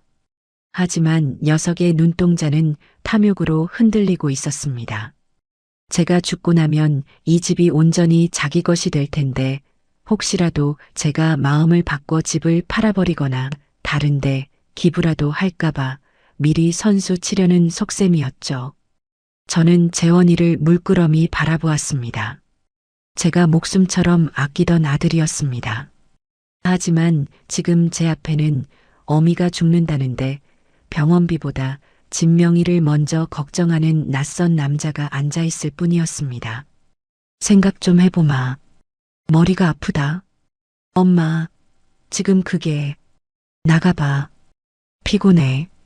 재원이는 무언가 더 말하려다 제 단호한 태도에 입을 다물고 방을 나갔습니다. 저는 녀석이 문 밖에서 수진이에게 쪼르르 달려가 이실 찍고 할 것을 알고 있었습니다. 그리고 제 예상은 틀리지 않았죠. 재원이가 나가고 채 1분도 되지 않아 제 방문이 거칠게 열렸습니다. 수진이었습니다. 그녀는 재원이와 달리 조금도 숨길 생각이 없다는 듯 불타는 눈으로 저를 쏘아붙였습니다. 어머님, 지금 뭘 더 생각하신다는 거예요? 재원 씨가 저렇게까지 말하는데 내 집이다. 내가 생각해서 결정할 거야. 어머님, 수진이가 제 앞에 바싹 다가앉았습니다. 똑똑히 들으세요. 어차피 어머님, 저희가 모시고 살 거잖아요. 어머님 병수발 누가 하겠어요? 저 아니면 할 사람 있어요? 이 집 깔끔하게 저희한테 넘기세요. 그게 어머님도 편하고 저희도 어머님 정성껏 모실 수 있는 길이에요. 서로 좋은 게 좋은 거잖아요. 정성껏이라는 말에 힘을 주는 폼이 꼭 저를 협박하는 것처럼 들렸습니다. 싫다면? 제가 나지막이 묻자 수진이의 표정이 삽시간에 얼어붙었습니다. 그녀는 입꼬리를 비틀어 올리며 차갑게 웃더군요. 싫으시면요? 어머님, 지금 본인 상황 파악이 안 되세요? 의사가 마음에 준비하라고 했다면서요. 싫으시면 저희 그냥 분가할 거예요. 당장 내일이라도 짐 쌀 겁니다. 어머님 병원비요? 저희가 왜 돼요? 남편 빚 때문에 여기 들어와서 어머님 균덩어리 취급받으면서 산 것도 지긋지긋한데 이제 병수발까지 하라고요? 꿈도 꾸지 마세요. 그녀는 숨도 쉬지 않고 쏘아붙였습니다. 어머님이 이 집을 팔아서 병원비를 쓰시든 길바닥에서 죽든 아니면 그 좋아하는 요양원에 기어 들어가시든 저희는 이제 상관 안 할 거예요. 재원 씨도 당연히 제 말 따를 거고요. 저희는 어머님 다신 안 볼 겁니다. 평생이요. 이것이 제 며느리의 그리고 제 아들의 민낯이었습니다. 어미가 죽는다는데 집을 넘기지 않으면 병원비도 못 대주고 버리고 가겠다는 협박. 저는 더 이상 망설일 필요가 없었습니다. 저는 그들을 바라보며 아주 천천히 그리고 힘겹게 고개를 끄덕였습니다. 알았다, 알았어. 내가 졌다. 그렇게까지 말하는데 내가 별 수 있겠니? 너희 뜻대로 해주마. 서류 준비하거라. 제 말에 수진이의 얼굴이 환희로 활짝 펴지는 것을 보았습니다. 그녀는 기쁨을 감추지 못하고 재원이의 팔을 흔들었습니다. 맞죠, 재원 씨. 어머님이 허락하셨어. 진작 이러셨으면 얼마나 좋아요. 그녀는 당장이라도 춤이라도 출 기세였습니다. 그럼 제가 아는 법무사 통해서 서류 빨리 준비할게요. 어머님 마음 변하시면 안 돼요. 그래, 안 변한다. 내일 당장 처리하거라. 네. 어머님 푹 주무세요. 아이고, 속 시원해. 수진이는 콧노래까지 흥얼거리며 재원이를 끌고 방을 나갔습니다. 녀석들은 제가 증여 서류에 도장을 찍어줄 것이라고 철석같이 믿고 있겠죠. 저는 닫힌 방문을 바라보며 차갑게 웃었습니다. 그래, 너희 소원. 아주 비싼 값으로 들어주마. 너희가 그토록 원하던 그 서류가 너희 인생을 나락으로 떨어뜨릴 서류가 될 줄은 꿈에도 모르고 있겠지. 저는 그들의 승리에 찬 웃음소리를 들으며 금요일 아침이 오기만을 기다렸습니다. 다음 날 아침 수진이는 어젯밤의 흥분이 가라앉지 않은 듯 평소와 달리 아주 상냥한 태도로 제 방문을 두드렸습니다. 어머님, 주무셨어요? 아침 진지 차려드릴까요? 진지. 며느리 입에서 그 단어를 들어본 것이 얼마만인지 모르겠습니다. 제가 죽는다니, 집을 넘겨준다니, 그제야 제가 사람으로 보이기 시작한 모양이었죠. 됐다. 입맛 없다. 너는 법무사인가 뭔가 그거 알아본다더니 어찌 되었느냐. 아, 네. 지금 바로 만나러 가려고요. 어머님, 법무사님이 그러시는데 어머님 신분증이랑 제일 중요한 인감도장이랑 인감증명서가 필요하대요. 그것만 있으면 오늘이라도 당장 서류 접수할 수 있다던데. 수진이가 제 눈치를 살피며 말했습니다. 도장과 신분증, 제 모든 재산을 넘길 수 있는 가장 중요한 물건들이었죠. 그래, 그게 어디 있더라. 내가 늙어서 잘 모르겠네. 저는 일부러 기억이 안 나는 척 머리를 짚었습니다. 어머님, 그게 무슨 말씀이세요? 장롱 서랍이나 그런 데 없어요? 빨리 찾아보세요. 오늘 처리해야 한다고요. 수진이가 제 방으로 멋대로 들어와 서랍을 뒤지려고 했습니다. 가만두거라. 내가 찾는다. 저는 녀석을 제지하고 장롱 맨 아래 서랍, 낡은 편지함 속을 뒤적였습니다. 그리고 그 안에서 제가 시장에서 5,000원 주고 판 아무데나 쓰던 막도장을 하나 꺼냈습니다. 이건가? 수진이는 제 손에서 도장을 낚아채듯 가져갔습니다. 도장에 새겨진 최말순이라는 이름을 확인하고는 얼굴이 환해졌죠. 맞네요. 아이고, 어머님. 이걸 이렇게 깊이 숨겨두시면 어떡해요. 그럼 신분증은요? 신분증은 내 지갑에 있다. 저는 제 지갑에서 신분증을 꺼내 건넸습니다. 수진이는 그것들을 마치 전리품처럼 소중하게 자기 가방에 챙겨 넣었습니다. 좋아요.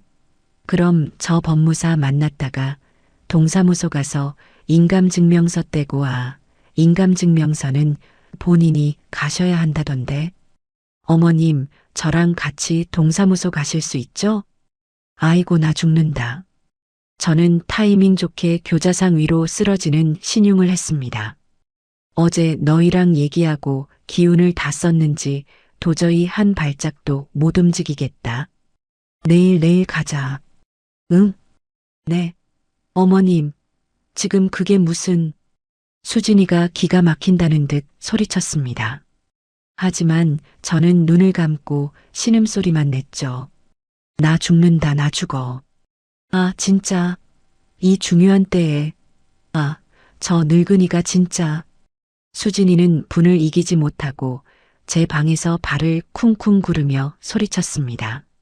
하지만 곧 죽는다는 시어머니를 억지로 끌고 갈 수는 없었겠죠. 알았어요. 알았다고요. 그럼 오늘은 제가 법무사랑 서류 먼저 준비하고 있을 테니까.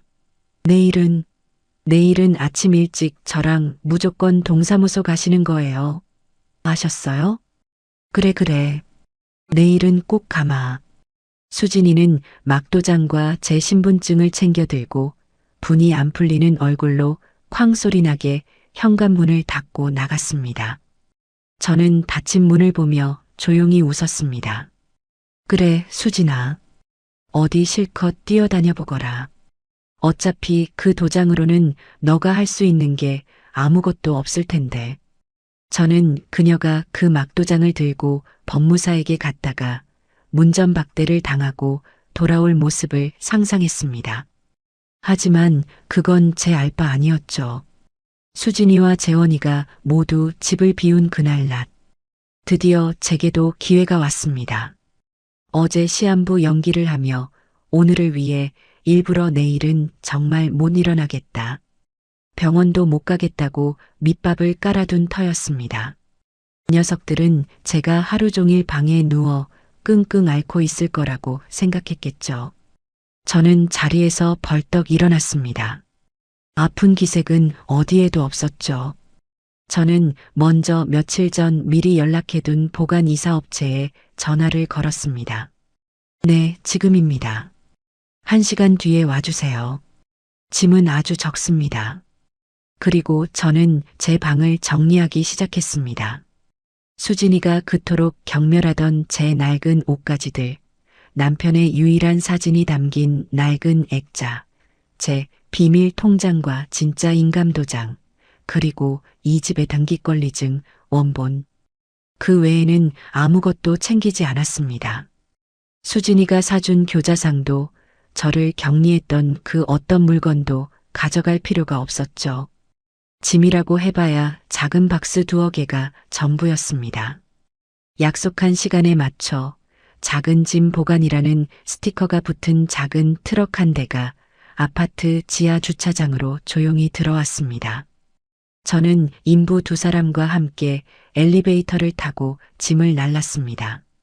모든 것은 30분도 채 걸리지 않았습니다. 이 짐은 금요일 오전에 제가 연락드리는 주소로 옮겨주시면 됩니다. 알겠습니다, 사모님. 그들이 떠나고 제 방은 텅 비었습니다. 서랍장도 옷장도 모두 비었죠. 하지만 겉보기에는 아무 티가 나지 않았습니다. 어차피 녀석들은 제 방문을 열어볼 생각도 제가 무엇을 가지고 사는지 관심도 없었으니까요. 저는 다시 침대에 누워 가장 고통스러운 표정으로 신음소리를 내기 시작했습니다. 아이고 나 죽는다. 아니나 다를까 저녁이 되어 돌아온 수진이는 불같이 화를 내며 제 방문을 열어젖혔습니다. 어머님, 지금 저 가지고 노셨어요? 이거 가짜 도장이잖아요.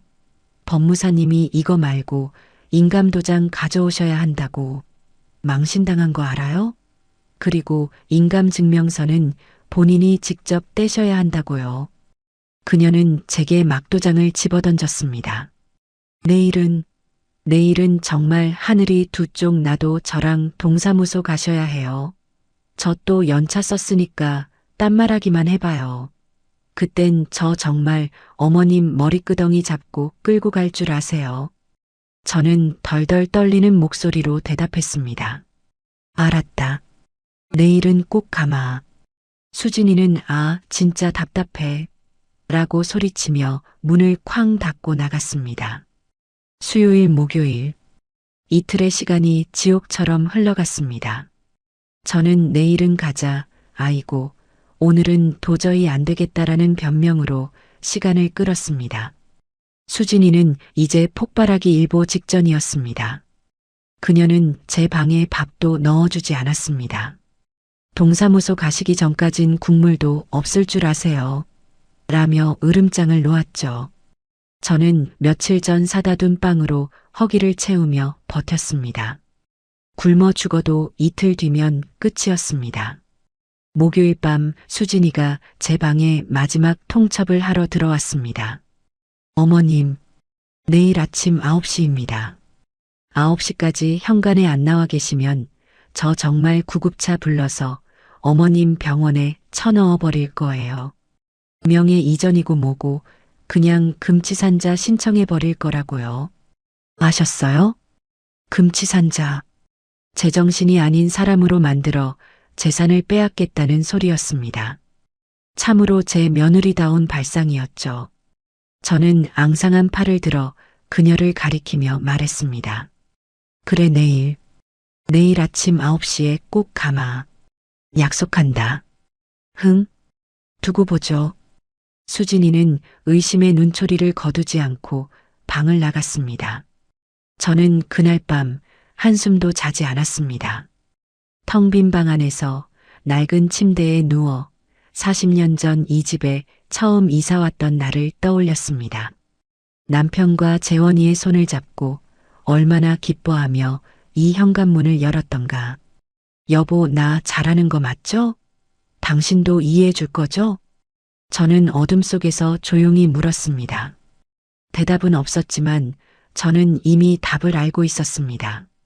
드디어 금요일 아침이 밝았습니다. 운명의 날 금요일 아침이었습니다. 저는 동이 트기도 전인 새벽 5시에 눈을 떴습니다. 이틀간 빵 몇 조각으로 연명했더니 백가죽이 등에 붙은 것 같았지만 정신은 오히려 더 맑았습니다. 어젯밤 수진이가 내일 아침 9시라는 시한부 통보를 했었죠. 녀석들은 제가 그때까지 방구석에서 끙끙 앓고 있을 거라 생각했겠죠. 저는 텅 빈 옷장에서 유일하게 남겨두었던 제 옷 중에 가장 단정하고 깨끗한 외출복을 꺼내 입었습니다. 아파서 누워있던 늙은이의 모습이 아니었죠. 조용히 방을 나와 거실로 향했습니다. 안방에서는 재원이와 수진이의 숨소리가 고르게 들려왔습니다. 저는 곧장 부엌으로 향했습니다. 그리고 수진이가 저에게 접근을 금지했던 그 깨끗한 메인 냉장고 문을 활짝 열었습니다. 각종 유기농 식품과 밀키트 사이에서 쌀통을 찾아냈습니다. 저는 제 몫의 쌀을 씻어 밥솥에 앉혔습니다. 그리고 냉동실 구석에 박혀있던 마른 멸치와 다시마를 꺼내 냄비에 넣고 육수를 내기 시작했죠. 수진이가 기겁하던 냄새나는 음식. 제 마지막 만찬은 된장국이었습니다. 보글보글 구수한 된장 냄새가 깨끗하던 부엌을 가득 채우기 시작했습니다. 저는 그동안 서름이라도 풀듯 일부러 환풍기도 켜지 않았습니다. 밥이 다 되고 국이 끓어오를 무렵 저는 식탁으로 향했습니다. 의자는 3개뿐이었죠. 제가 앉을 자리는 없었습니다. 저는 망설임 없이 재원이가 앉는 자리에 놓인 의자를 빼서 앉았습니다. 그리고 보란 듯이 밥과 국을 식탁에 차려놓고 숟가락을 들었습니다. 바로 그때였습니다. 킁킁, 아, 이게 무슨 냄새야. 안방 문이 벌컥 열리며 수진이가 머리를 쥐어뜯으며 뛰쳐나왔습니다. 그녀는 부엌 식탁에, 그것도 재원이 자리에 버젓이 앉아 밥을 먹고 있는 저를 보고는 그대로 얼어붙었습니다. 어머님? 지금 뭐 하시는 거예요? 저는 고개도 들지 않고 밥 한 숟갈을 크게 떠 입에 넣었습니다. 밥 먹는다. 아니, 누구 마음대로 그 식탁에 앉으래요. 그리고 그 냄새는 또 뭐고. 당장 안 일어나세요. 수진이가 제게 달려와 숟가락을 빼앗으려 했습니다. 저는 숟가락을 놓지 않고 그녀의 눈을 똑바로 쳐다보았습니다. 내 집에서 내가 밥 먹는데 무슨 문제라도 있니? 제 목소리는 더 이상 죽어가던 늙은이의 것이 아니었습니다. 차갑고 단단했죠. 수진이는 제 달라진 태도에 순간 움찔했습니다. 뭐라고요? 내 집? 이거 오늘 당장 우리 집 될 건데. 어머님, 어제 약속 잊으셨어요? 9시에 동사무소. 약속? 아, 그거. 딩동. 제 말이 끝나기도 전에 현관 초인종 소리가 요란하게 울렸습니다. 수진이가 아, 누구야 아침부터. 재원 씨, 뭐 시킨 거 있어요? 라며 신경질적으로 현관 쪽을 바라봤습니다. 마침 잠이 깬 재원이도 무슨 일이야 엄마? 왜 거기 앉아 있어? 냄새. 라며 거실로 나오던 참이었습니다.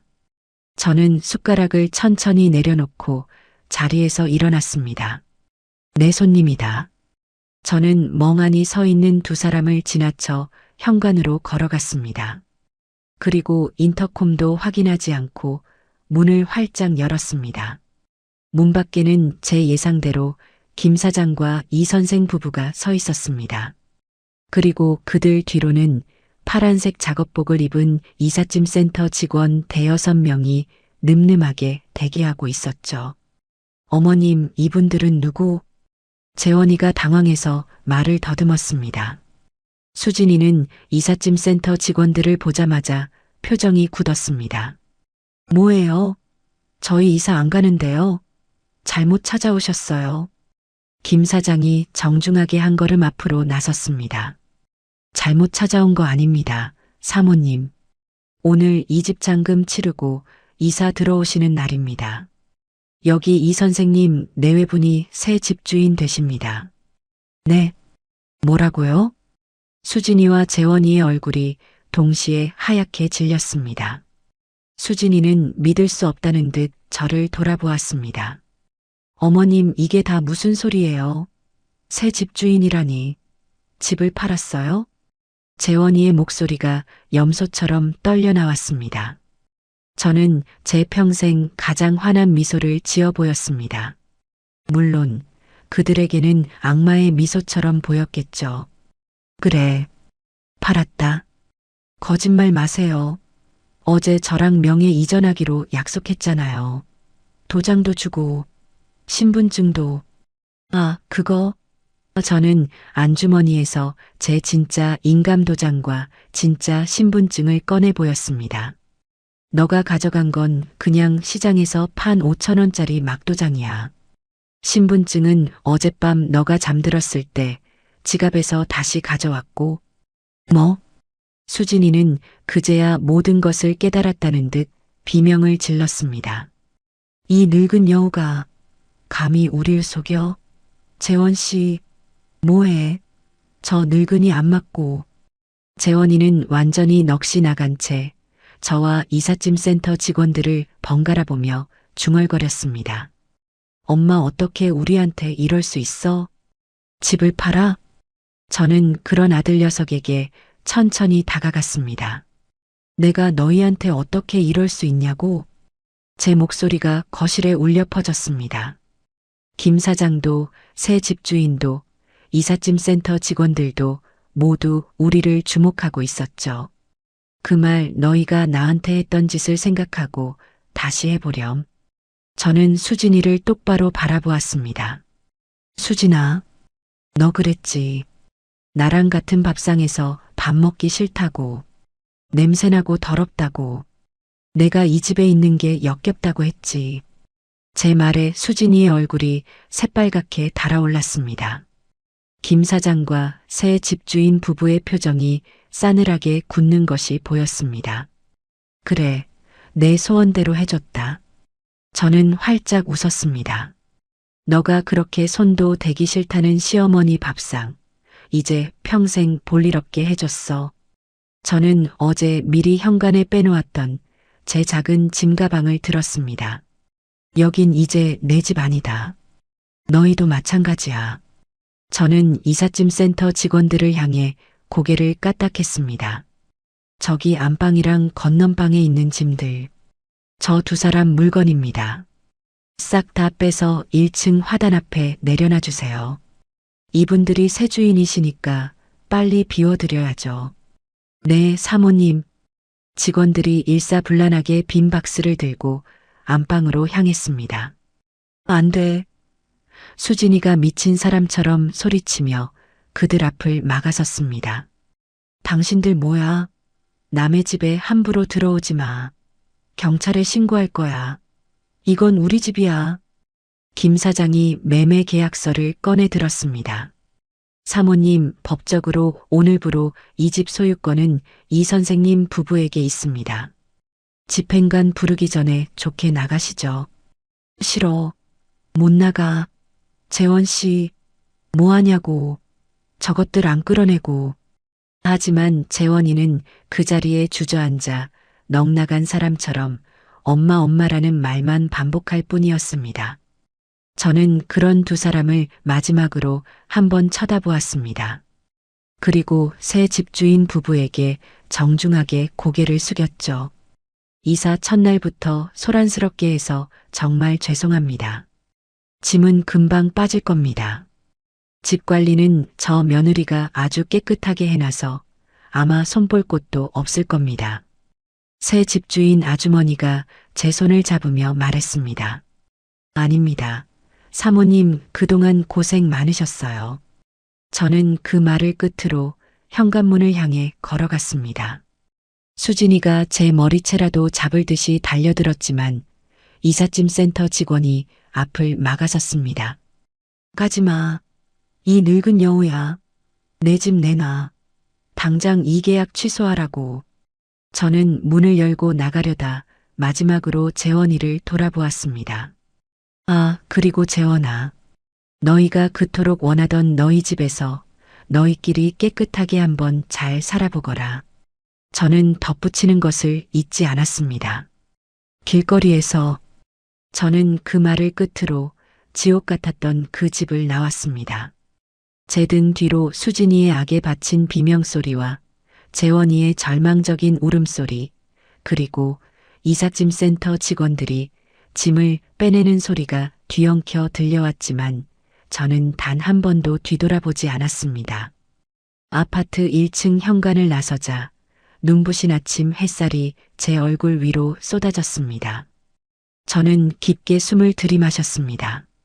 40년 만에 처음 맛보는 듯한 아주 달고 시원한 공기였습니다.